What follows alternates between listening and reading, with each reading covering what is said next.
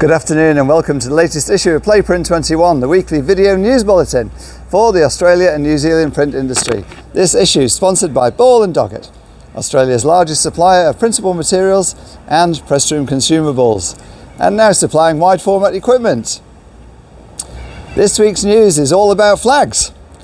In fact, all about flag signs and banners, all signs, Europoles and Pennant House, Peter Wagener's businesses, which are embroiled in legal manoeuvres after a roller coaster 2 weeks, which has seen them placed into voluntary administration, then create a DOCA, then be sent into liquidation, and now have that liquidation challenged by the company's lawyers, with the current status still fluid.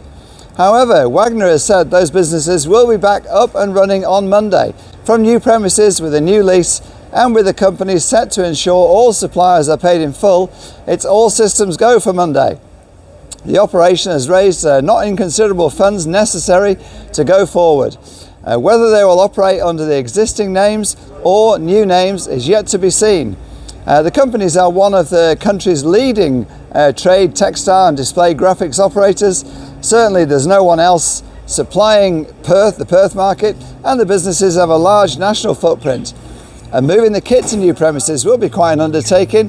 There are, for instance, no less than 11 grand format print systems that will need to be moved, and a whole host of finishing kit for the company, which has around 100 staff.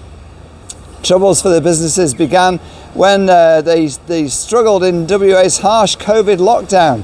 Those measures saw the state cut off from the rest of the country, from the rest of the world.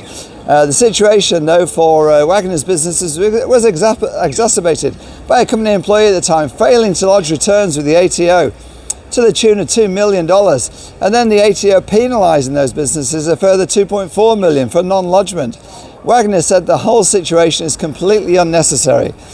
Those businesses grew from a humble start as a 3-person operation 30 years ago to become one of the country's premier suppliers of display graphic solutions, despite its somewhat remote location, bringing a host of innovative, cost-effective products and services to the Australian print industry.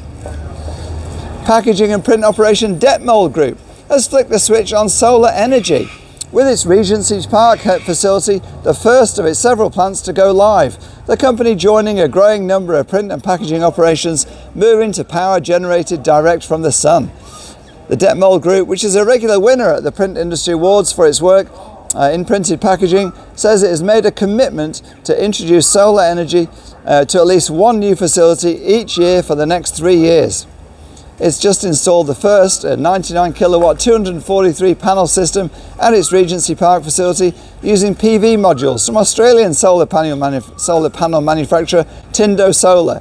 The system will prevent 81 tonnes of carbon dioxide being released each year and cut 35% of the site's carbon emissions annually. Adding that over its lifetime, this initial solar system would reduce emissions equivalent to that produced by 1,724 long-haul flights, and would have the same environmental benefit as planting 15,000 trees.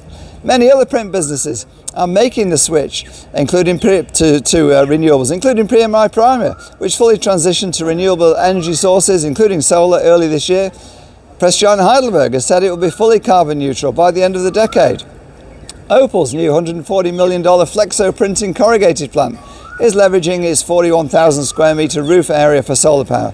And IVE has signed a deal to get all its power from a wind farm. That's from 1st of January. In installation news, Central Coast-based print service provider Signarama says that since introducing its HP Latex A100W to its business, it's experienced a 25% revenue increase and business growth. Owner Melissa Marshall said, "We can load the HP A100W to print overnight. The turnaround time for projects has also improved significantly due to instant dry prints.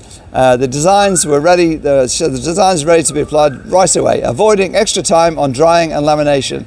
She said the HP Latex A100W and its white ink technology was a much-needed upgrade for Signarama and Central Coast there, in terms of giving the company a creative edge, printing on eco-friendly substrates and enabling faster project completion, and delivering, she said, high-quality outputs. Ball & Doggett has added a new product range to its offering, called Essential Packaging, expanding its portfolio to cover secondary and tertiary packaging materials. They're used typically in warehousing and logistics applications. That's it for this week's Print21 news section. Thanks to our sponsor Ball and Doggett. Go to print21.com.au, the only location for the real news about the printing industry. This is Wayne Robinson, editor of Print21 magazine, signing off outside one of the many flag situations that are being used. Best wishes to Peter Wagener and his bid to get those companies back up and running.